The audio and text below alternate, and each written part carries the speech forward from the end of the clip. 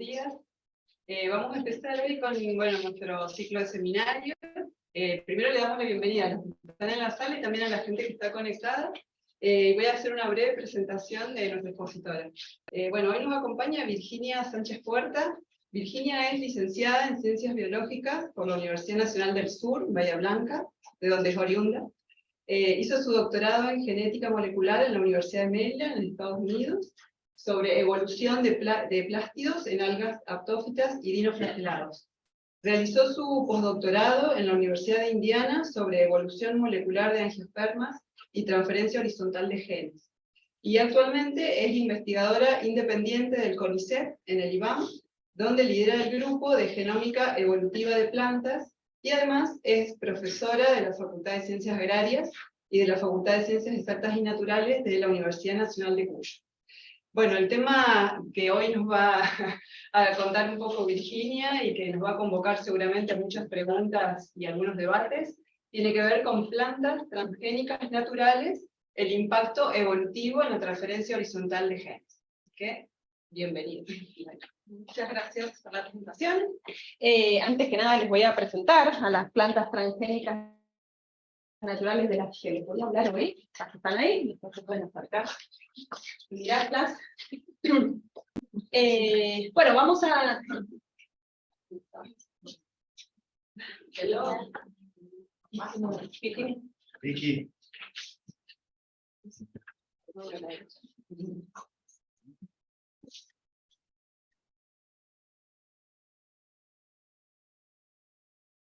No, voy allá. No, sí. Bien.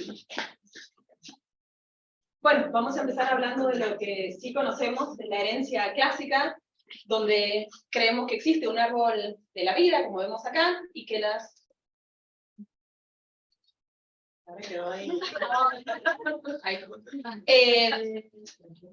y que los organismos están relacionados, interconectados entre sí por relaciones ancestro-descendientes, es decir, por herencia vertical, como vemos en este árbol filogenético, donde el ADN se transfiere de padres a hijos.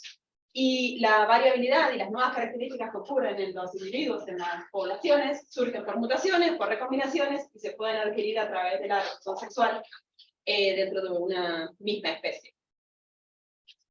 Sin embargo, también conocemos el proceso de transferencia horizontal de genes, que es el movimiento horizontal que ocurre entre dos especies, es decir, el movimiento de ADN entre dos especies no relacionadas, distintas especies, y esta es una nueva forma de adquirir genes que no sean por la herencia clásica que conocemos. Entonces, como vemos en este gráfico, a la izquierda tenemos el caso de herencia vertical, del gen X, por ejemplo, que se heredó de padres a hijos, y por lo tanto estaría mostrando las relaciones evolutivas entre las especies A, B, C, D y E, las cuales conocemos por otros datos. Mientras que en este caso el gen Z podría haber sido transferido de la especie E a la especie D, y por ende, si realizamos un árbol filogenético basado en la secuencia del gen Z de las especies A, B, C, D y E, veríamos que D y E son hermanos, lo cual es una incongruencia respecto a lo que conocemos de la evolución de estas especies, y podríamos inferir que lo que ocurrió es una herencia horizontal de este gen de E a D. Y es justamente por estas incongruencias filogenéticas que se detectan los casos de transferencia horizontal. Entonces, por este fenómeno se pueden adquirir nuevas capacidades o nuevos genes que otorgan distintas habilidades al organismo receptor y le podría permitir conquistar un nuevo nicho ecológico. Por ejemplo, si una bacteria que no es capaz de detoxificarse por arsénico que esté presente en el ambiente, puede adquirir algún gen que le permita, por ejemplo, la especie E, si es capaz de deshacerse del arsénico y se lo transfiere a D, ahora D es capaz de conquistar un nicho que esté contaminado, que esté presente el arsénico. El fenómeno de transferencia horizontal de genes está ampliamente descrito en procariotas, sobre todo porque se conocen bien los mecanismos por los cuales se transfiere el ADN, los mecanismos que conocemos: transformación, transcripción y conjugación. Y lo que se ve en los procariotas, tanto bacterias como arqueas, que la transferencia horizontal se da entre especies cercanas, en general. También se ha descrito en gran medida, aunque no tanto como en procariotas, en eucariotas unicelulares, es decir, protistas y algas unicelulares. Y en este caso, la mayoría se cree que se da por fagocitosis, el famoso concepto modelo de do little you are what you eat, es decir, a través de lo que uno fagocita se puede hacer del ADN de sus presas. Sin embargo, también hay casos como uno bastante llamativo, que es el de las algas rojas, donde hay un linaje de algas, las algas rojas viven en mares del mundo, en regiones templadas, tropicales, mientras que hay un linaje de algas rojas dentro del orden Cianidalis que conquistó un ambiente extremo, como son ambientes de altísimas temperaturas, y se vio al estudiar el genoma que la mayor parte de los genes relacionados con la supervivencia en altas temperaturas había sido adquirido de bacterias termófilas. Es decir, que, y esto lo había obtenido a través de plasmas. Que ocurre que existen en el genoma nuclear de estas algas rojas. Así es que en ese caso, la adquisición de estos genes le permitió, digamos, desarrollarse en un nicho ecológico nuevo. En los eucariotas multicelulares hubo mucho más reticencia en aceptar la existencia de transferencia horizontal de genes, en parte porque no se entendía el mecanismo, dado que para que exista la transferencia horizontal, el ADN foráneo tiene que transmitirse a la descendencia, y las gametas se encuentran en órganos especializados, entonces el ADN que se obtenga en otro tipo de órganos no va a llegar a la descendencia. Allí se desarrolló un modelo que se llama Weak Link Model, por Wang, en el 2012, que lo que dice es que la forma en que se transfiere ese ADN en el linaje de eucariotas multicelulares es que se obtenga en estadios débiles, es decir, estadios unicelulares, como pueden ser las gametas, el polen, o en estadios tempranos del desarrollo, donde al obtener el material genético, luego va a estar presente en todas las células, inclusive las germinales, y va a dar lugar va a ser transmitido a la descendencia. Bueno, si nos centramos ahora en los eventos de transferencia horizontal que se han descrito, para las plantas en particular, de hoy, vemos en este árbol filogenético los 3 dominios de la vida. En las líneas horizontales muestra la transferencia vertical, de padres a hijos, y las horizontales muestran justamente los casos de transferencia horizontal o lateral de genes. Y lo que vemos, acá están las plantas, que las plantas han recibido genes de bacterias, arqueas, de otras plantas, inclusive de animales acuáticos también en el caso de plantas acuáticas. Y veamos algunos ejemplos. Acá dentro de las angiospermas, de las plantas con flor, vemos que la fotosíntesis C4 se originó múltiples veces dentro de los pastos, y esto se ha dado porque las foáceas y los pastos transfieren entre sí genes relacionados con el desarrollo de la fotosíntesis C4, y así ha permitido entonces que este tipo de fotosíntesis surja independientemente en la evolución varias veces. Si nos vamos un poco más ancestralmente en la vida, en la evolución de las plantas, vemos que en el inicio del desarrollo de los helechos se ha obtenido un fitocromo, obtenido de unas briófitas, y este fitocromo le daba la posibilidad de hacer fotosíntesis a bajas intensidades lumínicas, es decir, debajo de la canopia. Esto le permitió a los helechos desarrollarse en un nicho nuevo, y coincide con el momento de divergencia, digamos, de explosión en el número de especies de los helechos. Y si nos vamos un poco antes, en el desarrollo de las plantas vasculares, se ha visto que la formación, la existencia, digamos, del desarrollo de ácidos vasculares se dio por genes que venían de bacterias que dieron lugar al desarrollo de los ácidos vasculares. Es decir, como vemos en estos ejemplos, algunos genes foráneos, como estos, se mantienen en el genoma nuclear, otorgan una función, y justamente esta nueva función le puede haber dado una ventaja adaptativa al receptor, y haberse mantenido así, poderse fijado y mantenerse por selección natural. En otros casos el ADN no cumple una función, digamos, de relevancia, y podría ser el caso de los elementos transponibles, intrones, inteínas, que son elementos egoístas, que si bien no se mantienen por selección natural, se mantienen porque están propagando su propia replicación.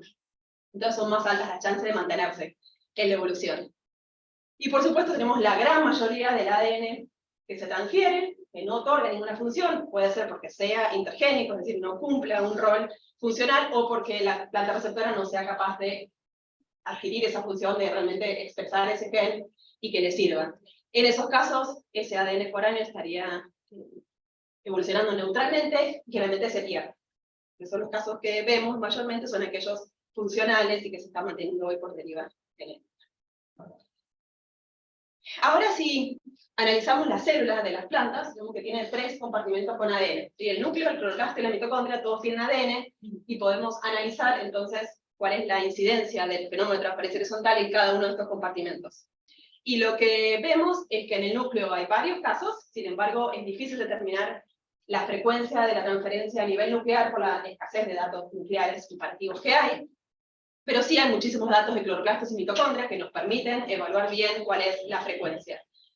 Y lo que se ha visto es que la transferencia entre mitocondrias y plantas es muchísimo más alta que en cloroplastos. Esta, digamos, diferencia en frecuencia de transferencia horizontal en estas dos organelas, que son bastante equivalentes en muchos sentidos, aunque son los dos de origen endosimbiótico, se debe a que el genoma mitocondrial en angiospermos, en particular, es enorme, ha crecido en secuencias intergénicas, es decir, los genes ocupan menos del 10% del genoma mitocondrial. Esto hace que si llega aleatoriamente un fragmento de ADN foráneo y se inserta en el genoma, hay pocas chances de que rompa un gen, es decir, que se inserte dentro de un gen. Y por lo tanto, la llegada no sería deleteria y podría mantenerse. Caso contrario en el cloroplasto, que los genes ocupan el 90% del genoma, y por ende, que entre un fragmento de ADN, lo más probable es que rompa un gen, y por lo tanto ese organismo muere. Además, la adquisición de material foráneo puede estar facilitada por la alta tasa de recombinación que tienen los genomas mitocondriales, tienen muchas repeticiones, y eso entonces además permitiría que ingrese y se incorpore al genoma residente. Y por otro lado, las mitocondrias de las plantas sufren ciclos de fisión y fusión constantes, y eso haría que se homogeneice el material genético, y además que si empezara, como vamos a ver enseguida, una mitocondria foránea, poderla incorporar el ADN. Bueno, cuando estudiamos entonces, dado que las mitocondrias es donde más se encuentran ADN foráneo, nos centramos en el estudio de esta organela, y analizamos el ADN foráneo que se encuentra dentro de las organelas, y no es aleatorio de ninguna manera, sino que es bien secado, y el único ADN foráneo que encontramos pertenece a otras plantas, y no a bacterias ni a hongos, con los que convive generalmente, y solamente mitocondrias de plantas, y no el núcleo ni de cloroplasto. Así que este sesgo tan grande del material genético permitió proponer un modelo de transferencia horizontal mitocondrial en plantas, que se llama modelo de fusión de mitocondrias compatibles, donde se propone entonces que lo que se transfiere de la planta donante a la planta receptora es la mitocondria completa, y no ADN simplemente, porque si no cualquiera podría ingresar sin mayor sesgo. Entonces es la mitocondria completa la que se transfiere de alguna forma, y cuando ingresa se fusiona con la mitocondria residente y los genomas recombinan. Ahora, ¿cómo es posible que se transfiera la mitocondria de una planta hacia otra? Bueno, ahí se han propuesto y se han visto distintos tipos de mecanismos. El mecanismo más claro es por el contacto directo, que puede darse en el parasitismo, como vemos acá, plantas parásitas, que es justamente lo que vamos a hablar en más detalle hoy.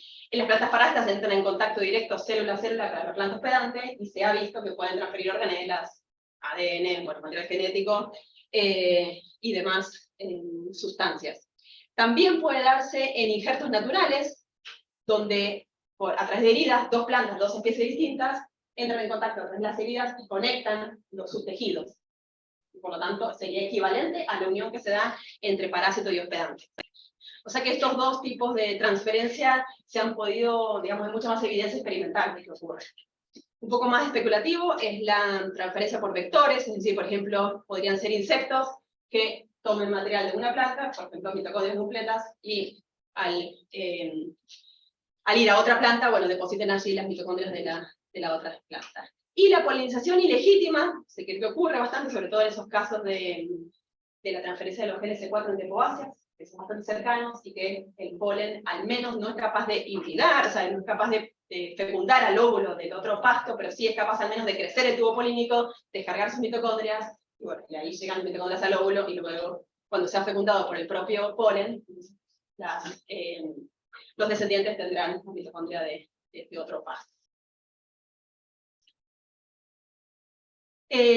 Bueno, ya sabemos entonces que el ADN foráneo que se encuentra dentro de las mitocondrias es de mitocondrias de otras plantas. Y ahora vamos a ver, bueno, ¿por qué ADN hay? ¿Es génico, son genes y demás? Dado que justamente las plantas comparten el contenido génico, cada vez que haya un gen foráneo va a ser redundante con el gen que ya está presente, no va a traer una novedad, un gen nuevo. Entonces, en general, los genes por año son redundantes y suelen ser no funcionales porque la planta mantiene al gen nativo funcional. Y por lo tanto todo este ADN estaría evolucionando neutralmente por deriva genética.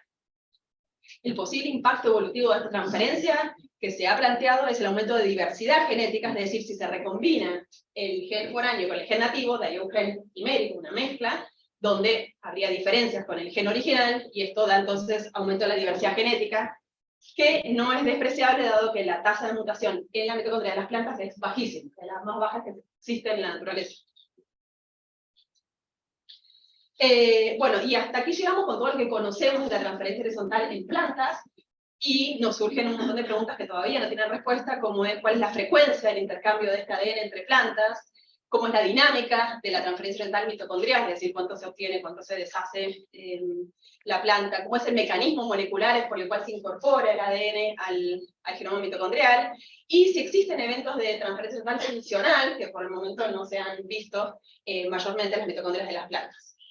Así que para eso decidimos estudiar un modelo de estudio, elegir un modelo de estudio donde ya se conoce que la transferencia horizontal es alta, en las plantas parásitas, dado el contacto directo con sus hospedantes, y por lo tanto tendríamos suficiente datos para poder interpretar la frecuencia, el mecanismo y demás. Las plantas parásitas, entonces, se caracterizan por tomar nutrientes de la planta hospedante, y lo hacen de las raíces o de los tallos, o sea, las hay aéreas y las hay subterráneas. Y lo hacen a través de un austorio, que es una raíz modificada. Y justamente por esta íntima conexión con el hospedante son más susceptibles, y a eso se le suma que las plantas parásitas se unen al hospedante en estadios tempranos del desarrollo, tal cual, digamos, cuadra dentro del modelo del Whitney Model, que veíamos. Entonces todo el ADN que tome lo va a poder transferir a la descendencia. Dentro de las plantas parásitas, como vemos en estas fotos, las hay hemiparásitas, es decir, capaces de fotosintetizar, a pesar de que toman nutrientes de la planta hospedante, y holoparásitas, que ya perdieron clorofila, de capacidad de fotosintetizar, y son totalmente dependientes del hospedante. Al ser totalmente dependientes, las semillas de las plantas holoparásitas no germinan si no está presente el hospedante. Por lo tanto, es aún más temprano la conexión entre las holoparásitas y el hospedante, y por ende eso sería una de las razones por las cuales se ve que tienen mayor incidencia de transferencia horizontal las holoparásitas que las hemiparásitas, que pueden vivir cierto tiempo sin su hospedante. Como se ve en este gráfico de la derecha, donde vemos la transferencia horizontal es mayor en las holoparásitas, que serían estas que llaman holoparásitas obligadas, o las endoparásitas, que son holoparásitas que viven dentro del hospedante. Entonces, si vemos en el linaje de las angiospermas, estos son todos los linajes de angiospermas de plantas con flor que conocemos, y están marcados en rojo todos aquellos linajes que contienen especies parásitas.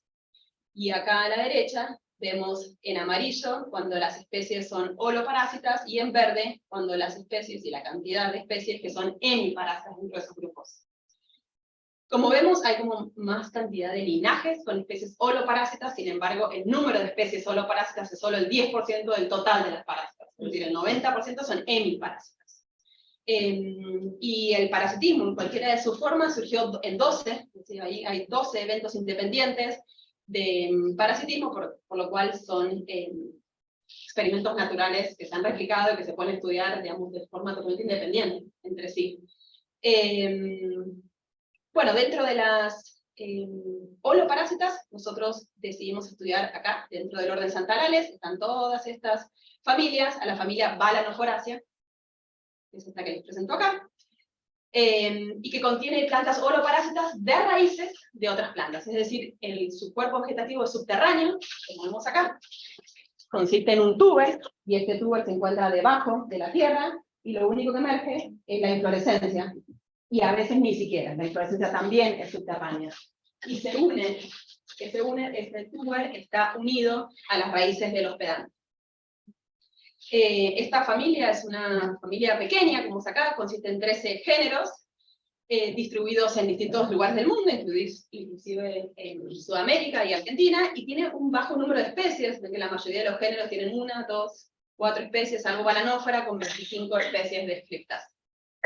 Bueno, dentro de estas decidimos estudiar las que crecen en Argentina, que son estas 3 especies balanoforáceas, un mirabile, que crece en el noroeste argentino, Lophophytum piramidale, que es la que traje acá, que crece en el noreste argentino y tiene una distribución grande y es muy amplia y se consume, si uno va a Misiones, la venden en cualquier lugar en la calle.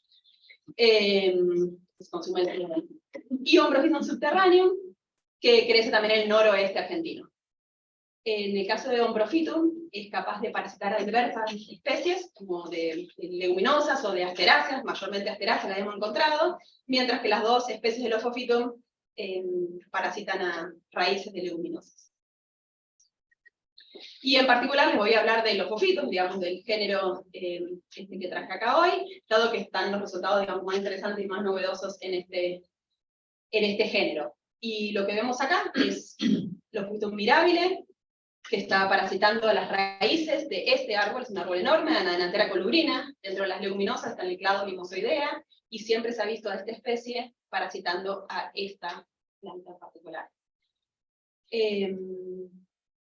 Bien, entonces lo que hicimos fue tomar ADN de las inflorescencias de estas plantas, digamos, de Lophophhytum piramidale, esa y Lophophhytum mirabile, extraer ADN total, ese ADN total va a estar contenido el ADN de los 3 compartimentos, núcleo, cloroplasto y mitocondria. En el caso de esto, el cloroplasto es muy reducido, muy divergente, con lo cual casi no está representado en el ADN total, que no es el caso de cualquier planta donde lo mayoritario va a ser ADN cloroplastídico, o sea que en este caso no nos molesta.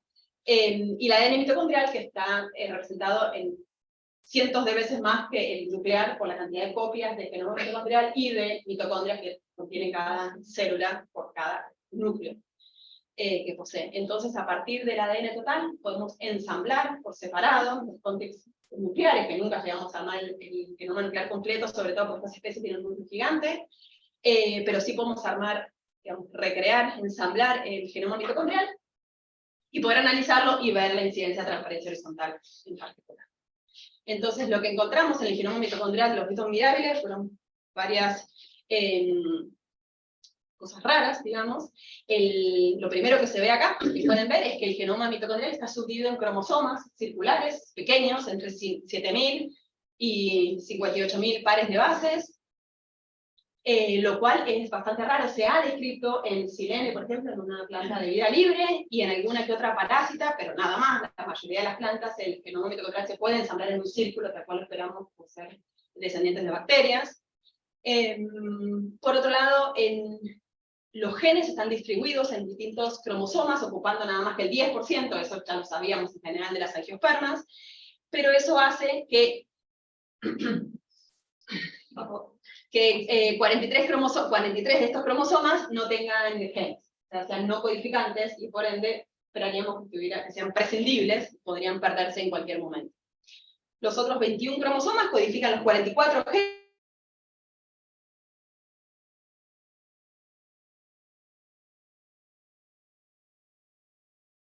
la mayoría de las proteínas, los genes que codifican proteínas en la mitocondria están relacionados con la respiración celular. Luego, lo que estudiamos fue el origen de cada uno de los cromosomas, de cada una de las regiones del cromosoma, y lo que vimos, que se ve en este gráfico acá, a la derecha, ahí, es que el 75% del genoma mitocondrial viene de la hospedante, de la mimosoidea. Es decir, solamente el 25%, y probablemente menos, sea lo que queda del propio genoma de Lophophhytum, mientras que el 75% lo recibió y probablemente reemplazó partes del genoma mitocondrial que tenía esta parásita. Y cuando vemos la distribución de ese ADN foráneo entre los cromosomas circulares, lo que vemos en violeta es que está concentrado en ciertos círculos. El resto de los círculos todos tienen al menos una porción de ADN foráneo, pero hay círculos que son completamente foráneos. Luego, entonces, para entender un poco más la evolución y cómo están surgiendo o perdiéndose estos círculos, estudiamos a la planta, a la especie hermana, Lophophhytum piramidale, está representada acá a la derecha, que vemos que su genoma mitocondrial también consiste en múltiples cromosomas circulares, y acá en este eje podemos ver cuanto más ADN foráneo tienen y menos ADN foráneo tienen los cromosomas. Así que vemos también que hay muchísimos cromosomas con ADN foráneo, digamos, de forma completa.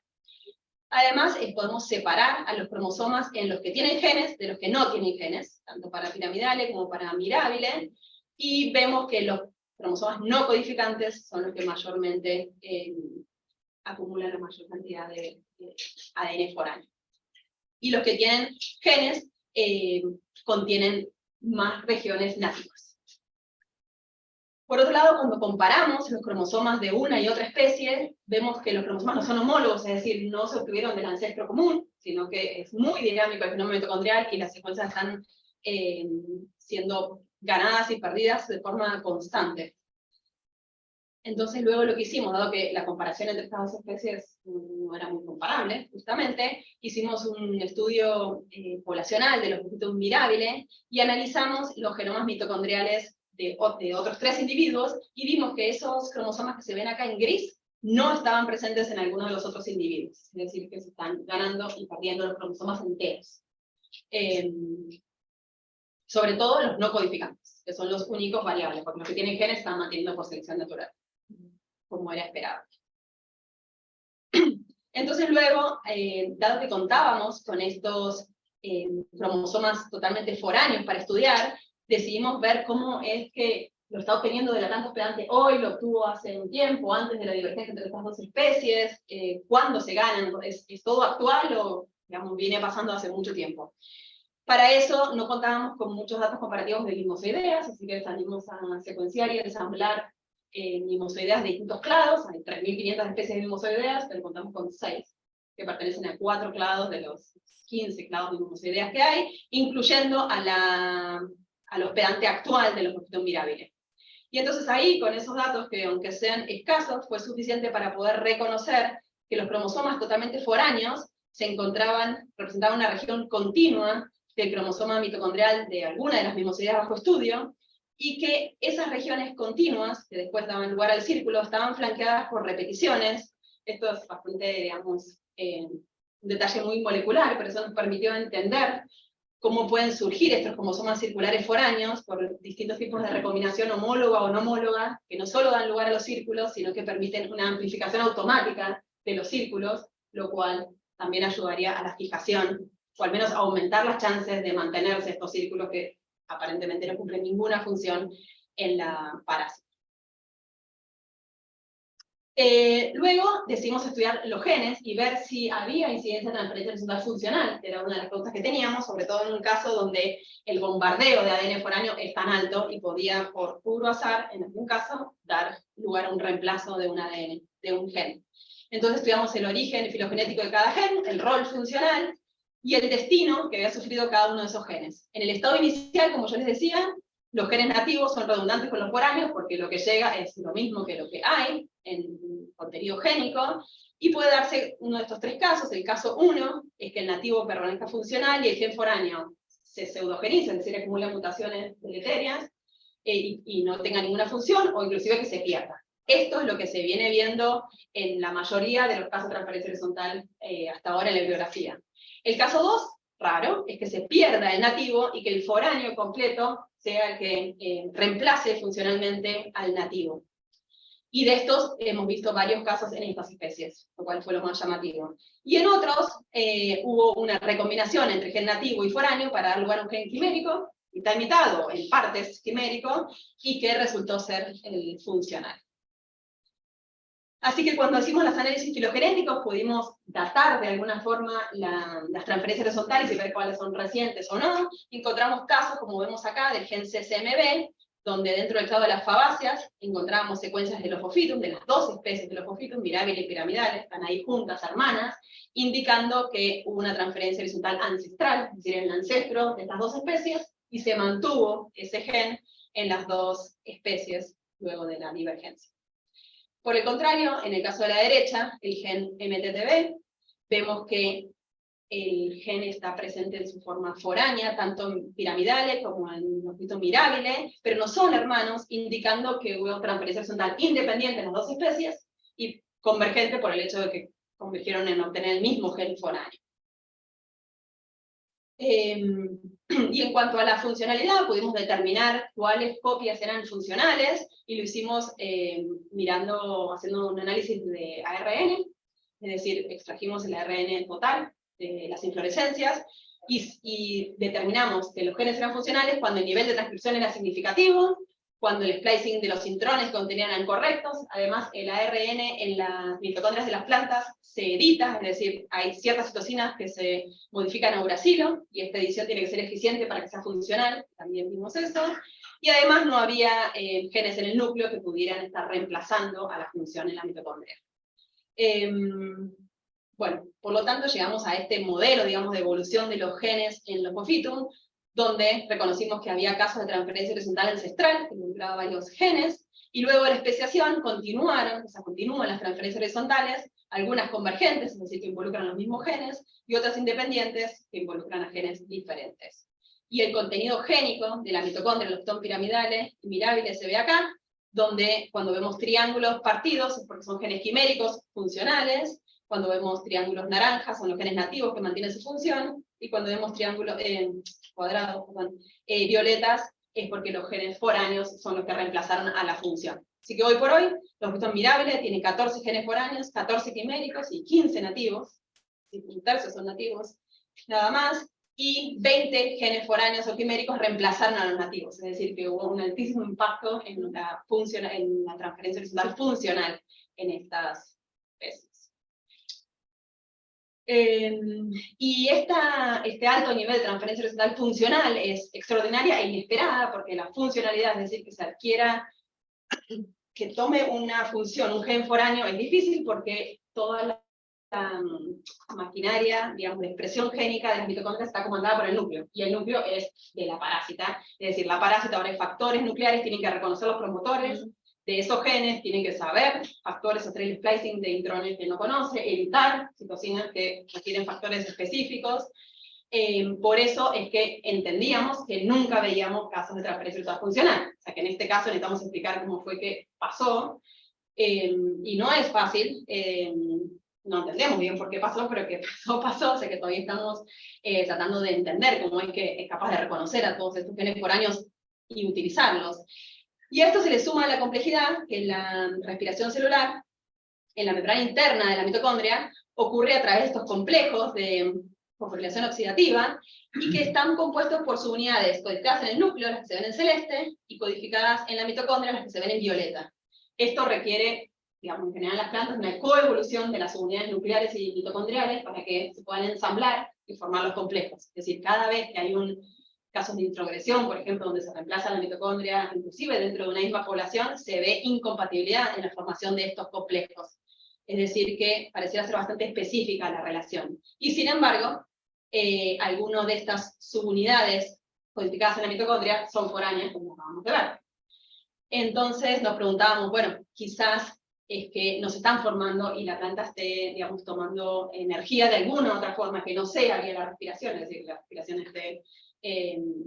no sea tan importante o no esté ocurriendo como se vio en otras plantas parásitas, donde se ha perdido, por ejemplo, totalmente el complejo 1. Entonces, para eso, bueno, otra opción que pensamos, otra hipótesis, es la coadquisición de genes foráneos, es decir, que si todos estos en el núcleo son foráneos, entonces foráneo con foráneo se entienden y no habría incompatibilidad. Entonces estudiamos el origen de estos genes nucleares de las unidades OXFOS, y lo primero que vimos es que eran todos nativos, cual fue un resultado inesperado, y de nuevo nos quedamos con las mismas preguntas de ¿qué pasará? Tal vez entonces no respira. Entonces hicimos estudios de la respiración, la tasa de oxígeno, la analizamos en los tom piramidales, mirabiles, y la comparamos con la de Arabidopsis, y vemos que la tasa de consumo de oxígeno es normal, y además con inhibidores pudimos ir inhibiendo a los distintos complejos, y ver cuánto se utilizaba por la vía COX, que es la vía canónica de respiración, o cuánto por vías alternativas, oxidasas alternativas. Y vemos que se utiliza la vía COX al mismo, digamos, nivel, la misma proporción que lo usa Arabidopsis. Es decir, que estas transferencias horizontales de genes no le han molestado ni un poquito. Y por otro lado, estudiamos, digamos, la ultraestructura de la mitocondria para ver si se formaban las crestas, porque esto tiene relación con la formación de supercomplejos, que son importantes en la respiración celular. Es decir, la formación de supercomplejos hacen que se formen las crestas mitocondriales, y esto, que no se ve bien ahí, pero las crestas lucen normales. La única explicación que tenemos a esta falta de incompatibilidad esperada es que al tener tanta baja tasa de mutación los genes entre las mitocondrias, entonces la incompatibilidad que puede darse sea mínima debido a que los genes son bastante parecidos en las plantas entre sí, por más que entre plantas se ha visto incompatibilidad, y podría ser quizás un reemplazo neutral o levemente deleterio que puede ser tolerado por una planta parásita que no necesita crecer ni a alta velocidad, digamos, ni generar altos niveles de ATP, dado que está recibiendo la mayor parte del carbono de la planta hospedante. Así que, bueno, como conclusiones, hemos encontrado una elevada tasa de adquisición y pérdida de ADN mitocondrial del hospedante en Lophophytum.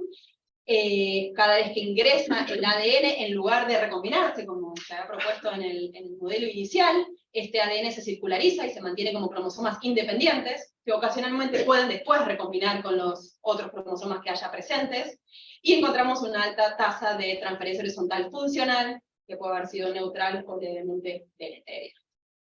Lo que nos queda estudiar, y estamos estudiando en este momento, es cuál es el efecto de la transferencia horizontal nuclear, que seguramente va acompañada, si está llegando ADN mitocondrial, inclusive mitocondrias completas, probablemente genes del ADN nuclear también. Y bueno, y de hecho estamos encontrando numerosos ejemplos que estamos tratando de ver cómo impactan la funcionalidad del hospedante. Pero no incluía a los de los genes, digamos, OXFOS, que ya habíamos determinado que eran nativos. Y por otro lado, si vemos la filogenia de las paranoporáceas, estábamos estudiando el Lophophytum, con Lophophytum hemos estudiado, luego en colaboración con otro grupo estudiamos a Rhopalognemes y a Balanófora, que no poseen transferencia horizontal en absoluto, siendo los mismos, holoparásitas con las mismas chances, digamos, la misma susceptibilidad. Así que la idea es seguir estudiando otros géneros de las paranoporáceas, a ver cómo puede haber sido la evolución y a qué responde una alta tasa o una tasa nula en holoparásitas. Bueno, y como reflexiones finales, este movimiento de ADN entre plantas impacta de alguna forma a la tarea, digamos, de modificar genéticamente los organismos, las plantas en particular, y para entender la contención o no de esos genes foráneos que introducimos en las plantas y que después se pueden desparramar al resto de las plantas con las que conviven, por los distintos mecanismos que vimos. Y por otro lado, destacar el rol de la transferencia horizontal en la innovación, digamos, de habilidades de los organismos y la posible adaptación, o sea, la ayuda en la adaptación y la conquista de nuevos nichos. Bueno, con esto me gustaría agradecer y sobre todo agradecer a los colaboradores, Héctor Sato en particular, que es un investigador que vive en Jujuy, que sí que realiza la mayor parte de las recolecciones, Elina Welchen, del IAL en Santa Fe, con el que hicimos los estudios de respiración, y el resto de los colaboradores, mayormente compartimos datos genómicos para los análisis.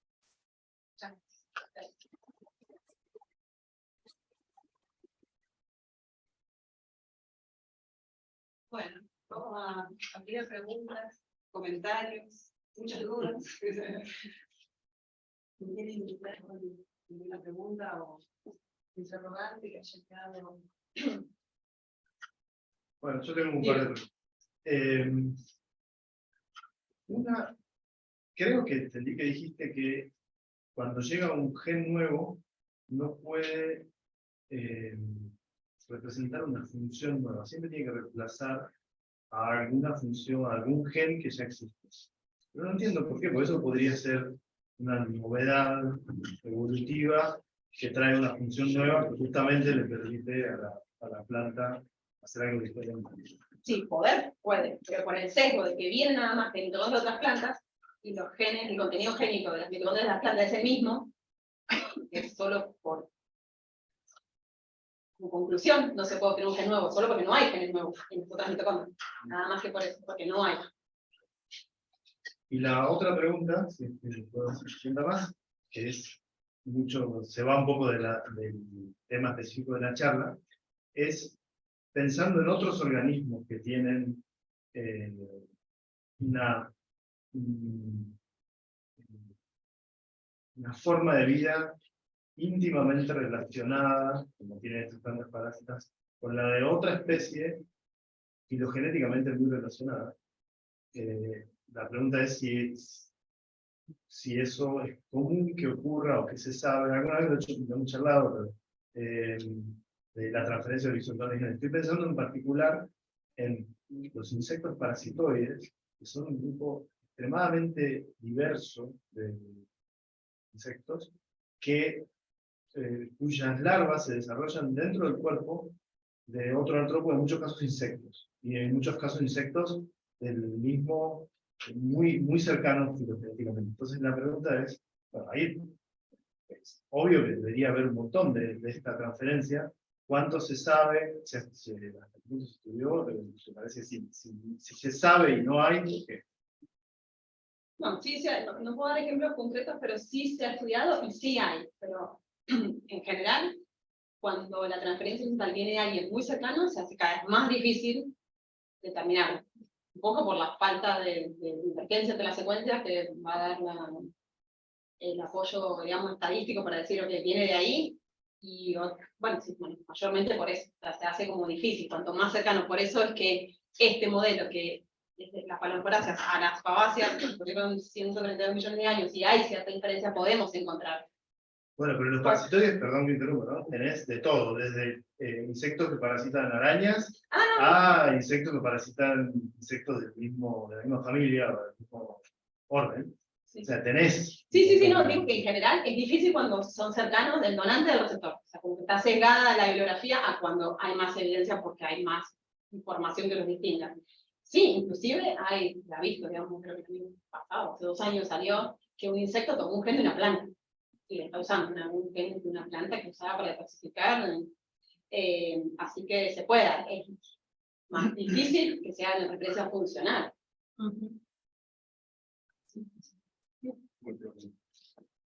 ¿Qué hay con respecto al tema de la incongruencia de la filogenia? ¿De qué manera ha impactado profundamente esto?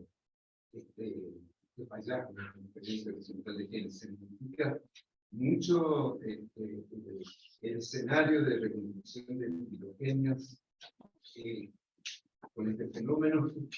Bueno, en las plantas, digamos, en los que hacen taxonomía de plantas, está claro que no se quieren usar genes mitocondriales para hacer filogenia. Se dejan afuera. Y entonces está todo volcado hacia el cloroplasto, que ya se sabe que no han visto casos de transferencia horizontal. O sea que sí, en eso ha llevado, digamos, a la línea de los taxónomos a no usarlo. En el caso de los procariotas, por ejemplo, se ha visto que los genes que menos incidencia de transferencia horizontal tienen son los ribosomales, el ARN ribosomal, probablemente por las interacciones tan íntimas, o sea, como que no, en las bacterias lo que no queda funcional se va. O sea, que no suele reemplazar funcionalmente al ARN ribosomal propio. Entonces es un gen que se elige siempre, ya se encontró excepciones, digamos, de tanta transferencia horizontal que hay en bacterias. Pero sí, en taxonomía se tiene muchísimo en cuenta. Y siempre tratar de usar marcadores moleculares de 2 compartimentos, o al menos 2, como para ver que los dos digan lo mismo, si no estamos esperando la diferencia. ¿Otra pregunta? Sí, bueno, primero, nada, me encantó, te felicito.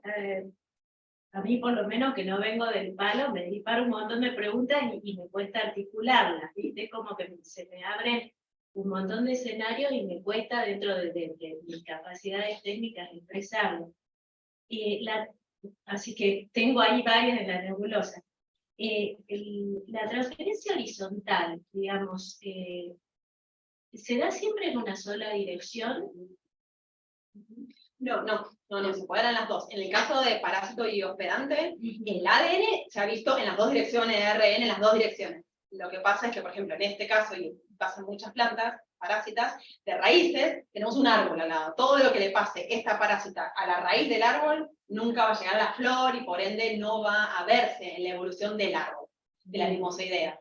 Pero en el caso de plantas parásitas que parasitan a las ramas, algunas son digamos, de tallos, de plantas, ahí se ha visto transferencia desde el parásito hacia el hospedante también. Porque bueno, ya está más cerca y se sale una flor, digamos, de ese tejido. Bien, y eso se da, digamos, desde un punto de vista del tiempo, ¿no? Se da simultáneamente cuando se expresa, digamos, funcionalmente. digamos, la evidencia funcional se da al mismo tiempo o hay una demora a nivel del ciclo biológico de huésped y parásito? Creo que ya haya estudiado en particular, pero no, pero no esperaría eso. Los genes mitocondriales están expresando, digamos, constantemente. No podría decirlo por ahí, habría que ver los genes nucleares, y ahí sí se ha visto expresión diferencial, digamos, de los genes que están pegados en el territorio, digamos, en la unión con el hospedante, respecto a los que pueden estar en el tuber, más alejados, pero igual no se ha visto, y no se ha estudiado, que haya una coexpresión con lo que esté pasando en la raíz, por ejemplo, del hospedante. Como una coexpresión demorada respecto a... Pero no porque venga el ARN del hospedante. Estarían expresando los genes residentes en, digamos, porque también se transfiere ARN mensajero. Y también ese ARN mensajero se ha visto que se puede hasta traducir. O sea, puede cruzar y traducirse, o sea, formar proteínas en el parásito. Pero bueno, es todo bastante nuevo y son casos puntuales que se han encontrado, más para mostrar que sí se puede. Que sí existe, pero no se entiende bien, digamos, cuándo está impactando la vida del parásito. Acá hay preguntas. Yo tengo algo que es una duda más que nada para llevarme bien en pantallazo. O sea que hay casos que se transfieren genes genómicos, mitocondriales, de cloroplastos, algas, bacterias, entre plantas. O sea, hay casos de todo, digamos. Y ARN también. Y ARN también, aunque el ARN después no se transfiere a la descendencia, porque tanto quedaría fuera del fenómeno de transferencia horizontal. Pero sí, hay ejemplos de todo. Bien, y también hay casos de especies emparentadas, cercanas a algunas que sí transfieren cierto genoma que no son capaces de... Por alguna razón no lo toman, sí, no lo toman, se deshacen, no se sabe. En las plantas también es muy variable, sí. Hay mucha variabilidad entre las angiospermas. Unas que toman, o sea, no sabemos cuánto es que reciben mucho, o las otras se deshacen de mucho. Lo que sí se entiende, al menos en la transferencia horizontal mitocondrial, es que es todo, digamos, el terreno de la neutralidad.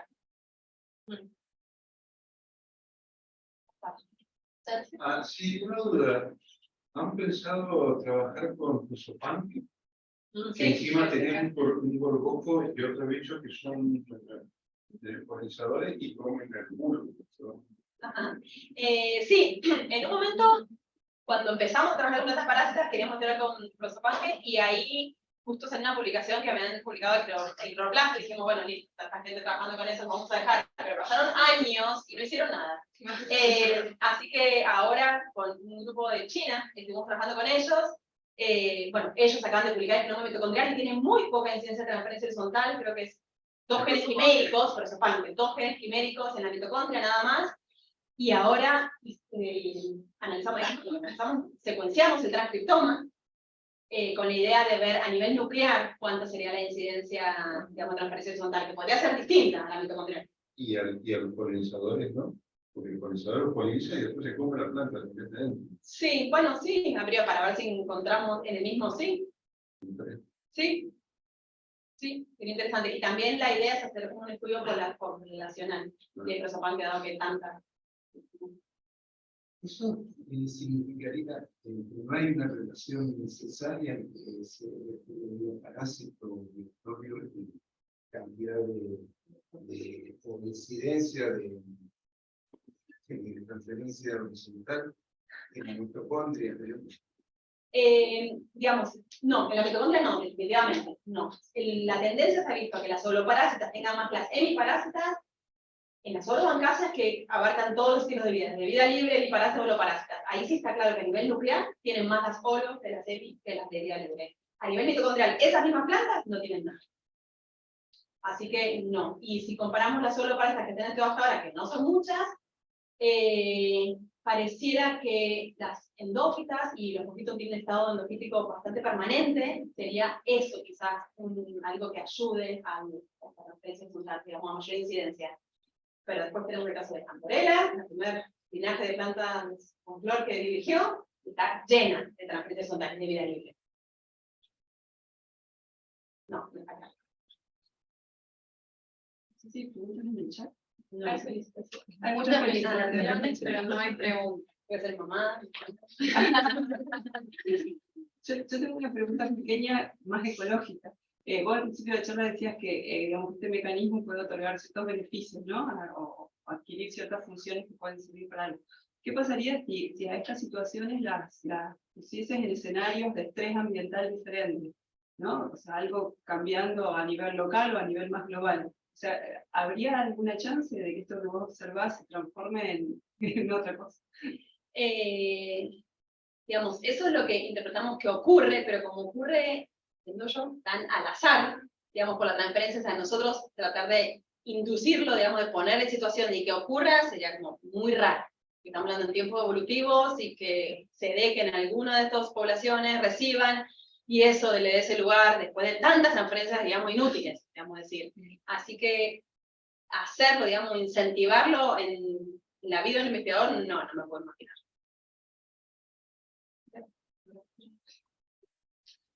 Pregunta de María Rosa, del barrio. ¿Qué tan probable es que la resistencia a los herbicidas y los transgénicos pueda saltar a las hierbas?